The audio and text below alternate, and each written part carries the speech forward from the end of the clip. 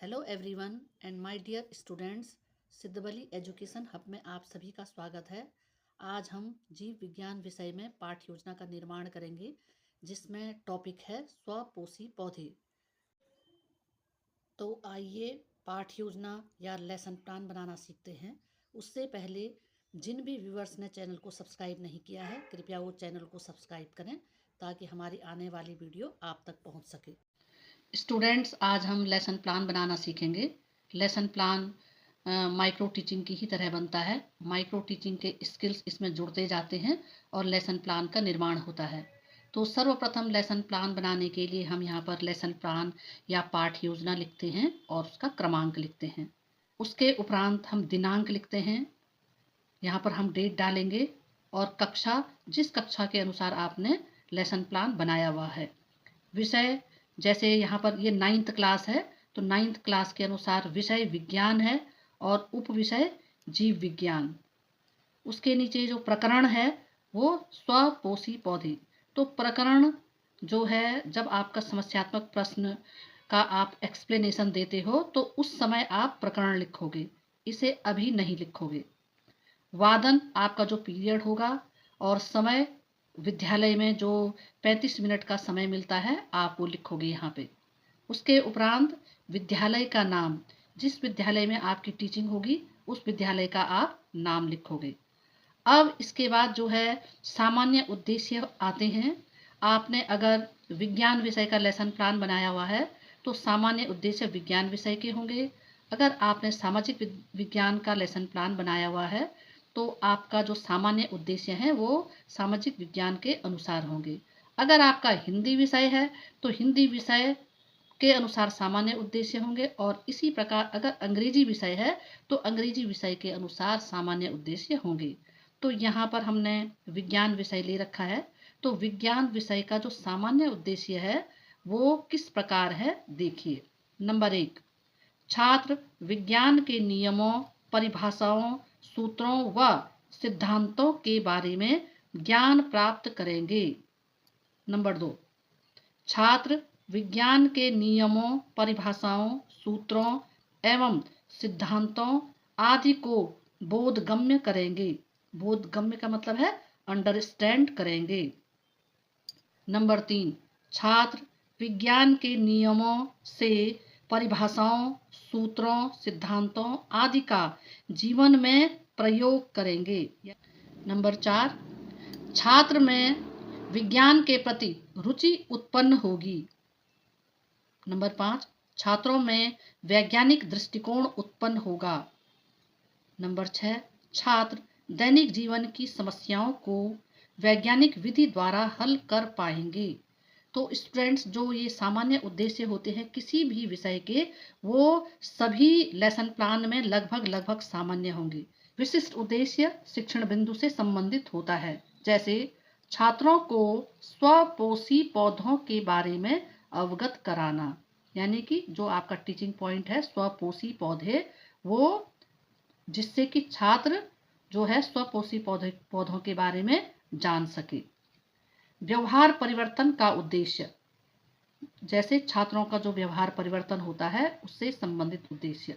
छात्र स्वपोषी पौधों के बारे में ज्ञान प्राप्त करेंगे। और सहायक सामग्री में चौक, डस्टर, लपेट श्यामपट्ट, पॉइंटर आदि आएगा। पूर्व ज्ञान, छात्र स्वपोषी पौधों के बारे में जानकारी रखते हैं। स्टूडेंट्स, अब जो है दूसरा पेज है, वो रजिस्टर है, उसको इस तरह से 2 पेजों के बीच में आपने जो है लेसन प्लान बनाना है। इसमें जो ये बीच का पोर्शन है उसके इधर की तरफ जो है आप इस तरह से 3 कॉलम बनाओगे इधर की तरफ, और राइट साइड में भी 3 कॉलम बनाओगे। इधर लेफ्ट साइड में बाईं ओर जो आप 3 कॉलम बनाएंगे उसमें सबसे पहला जो है विषय वस्तु एवं उसका विश्लेषण, उसके उपरांत उद्देश्य एवं उसका विशिष्टीकरण, और जो ये 2 बड़े कॉलम बने हुए हैं इसमें एक में छात्र अध्यापक / अध्यापिका क्रिया और इसमें छात्र क्रिया। एक जो छोटा वाला कॉलम है इसमें विधि एवं प्रविधि, जो विधि और प्रविधि का आप यूज करोगे, और अंत में मूल्यांकन का कॉलम होगा। तो छात्र अध्यापक छात्रों से प्रश्न पूछेंगे और यहाँ पर प्रस्तावना प्रश्न या जो हमने प्रस्तावना कौशल आपको कराई थी उसी प्रकार से हमने प्रश्न पूछने हैं। तो यहाँ पर हम सबसे पहले लिखेंगे प्रस्तावना प्रश्न। प्रश्न नंबर 1, प्रश्न नंबर 2 और प्रश्न नंबर 3 ये सामान्य प्रश्न होंगे और प्रश्न नंबर 4 या प्रश्न नंबर 5 समस्यात्मक प्रश्न होंगे। तो स्टूडेंट्स, हम सबसे पहले प्रश्न नंबर 1 पर आते हैं। आप देखिए प्रश्न किस प्रकार से पूछे गए हैं। प्रश्न नंबर 1, पृथ्वी पर प्रकृति की अमूल्य देन क्या है? तो जो स्टूडेंट्स हैं, जो छात्र हैं, वो उत्तर देते हैं जीव जंतु पेड़ पौधे। अब जो यहाँ पर जो उत्तर की प्राप्ति हुई है, इस उत्तर का प्रयोग हमने प्रश्न नंबर 2 में करना है। जैसे जीव जंतुओं को जीवित रहने के लिए क्या आवश्यक है? तो छात्र उत्तर देते हैं भोजन, वायु, जल आदि। इन उत्तरों को हमने तीसरे प्रश्न में इनका उपयोग करना है। जैसे भोजन से हमारे शरीर को क्या प्राप्त होता है? तो छात्र उत्तर देते हैं ऊर्जा। प्रश्न नंबर 4, भोजन से ऊर्जा प्राप्ति को जीव विज्ञान की भाषा में क्या कहते हैं? उत्तर पोषण कहते हैं। और आप इसके बाद देखिए कि हमारा जो 5वां प्रश्न किस प्रकार का होता है। देखो 5th जो क्वेश्चन है हमारा, पादपों में पोषण किस प्रकार होता है? ये समस्यात्मक दृष्टिकोण लिखेंगे या समस्यात्मक प्रश्न लिखेंगे। इस प्रश्न का उत्तर छात्रों को नहीं आता है और इसी प्रश्न को जो है छात्र अध्यापक ने इस पर लेक्चर देना है। तो है उद्देश्य कथन।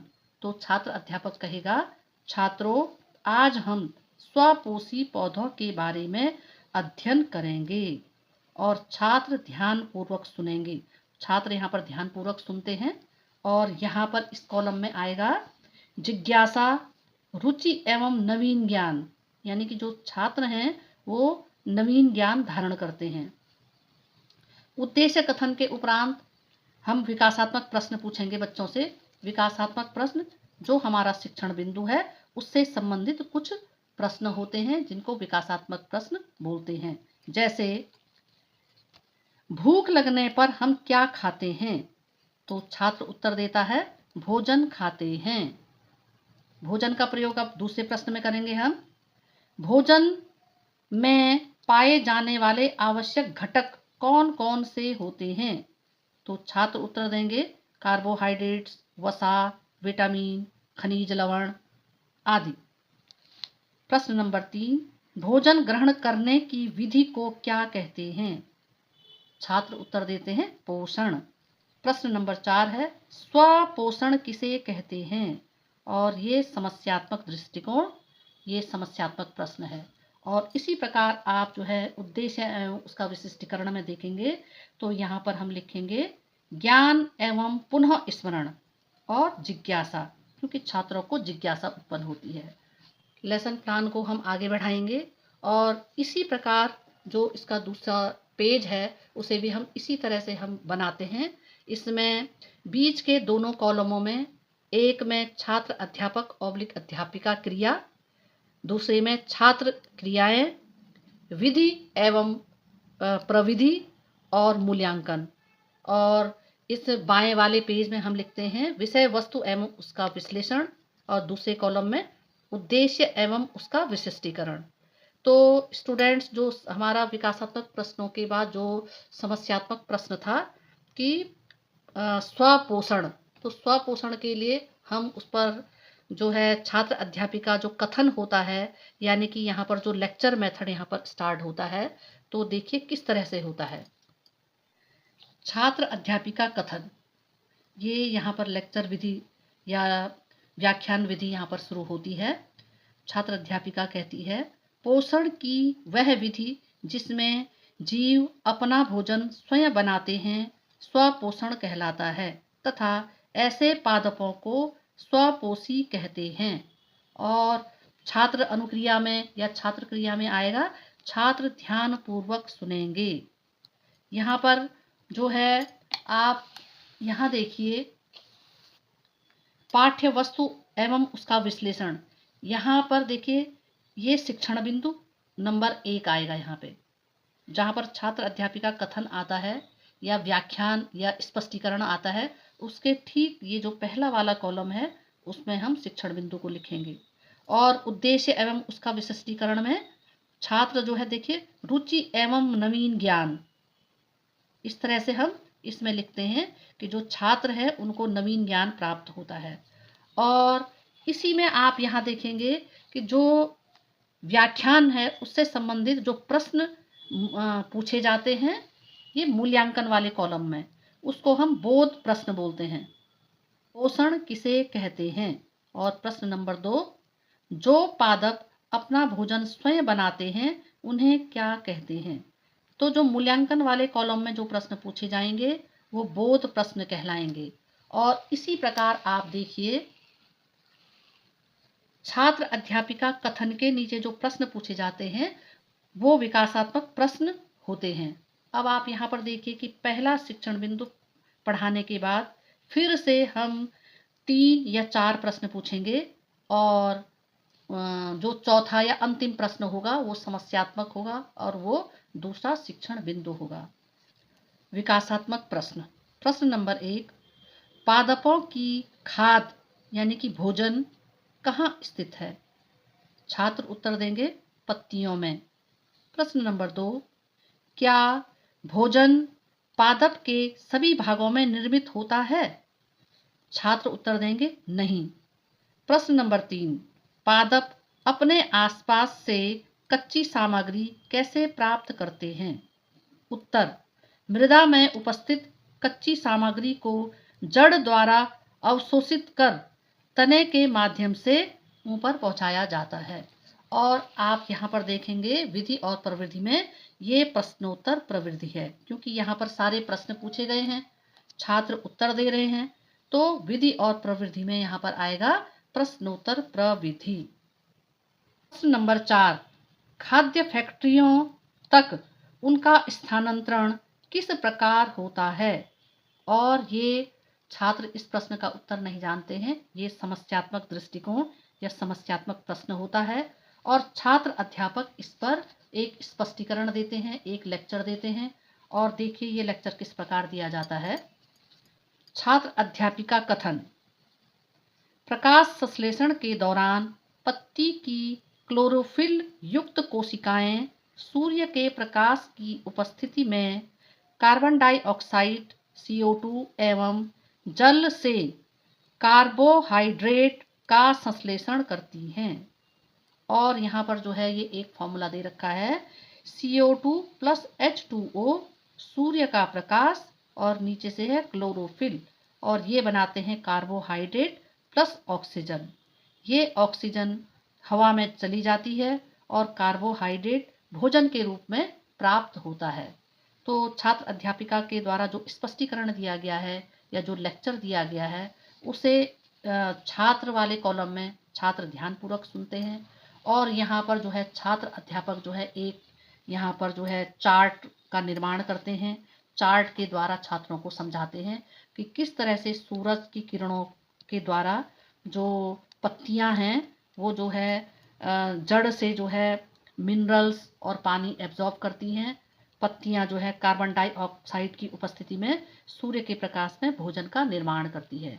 तो यहाँ पर आप देखेंगे कि विधि और प्रवृत्ति में क्या लिखा हुआ है, स्पष्टीकरण एवं प्रदर्शन विधि। स्पष्टीकरण यानी कि छात्र अध्यापक ने जो स्पष्टीकरण दिया है, प्रदर्शन प्रविधि यानी कि जो ये चार्ट आपके सामने प्रस्तुत किया गया है।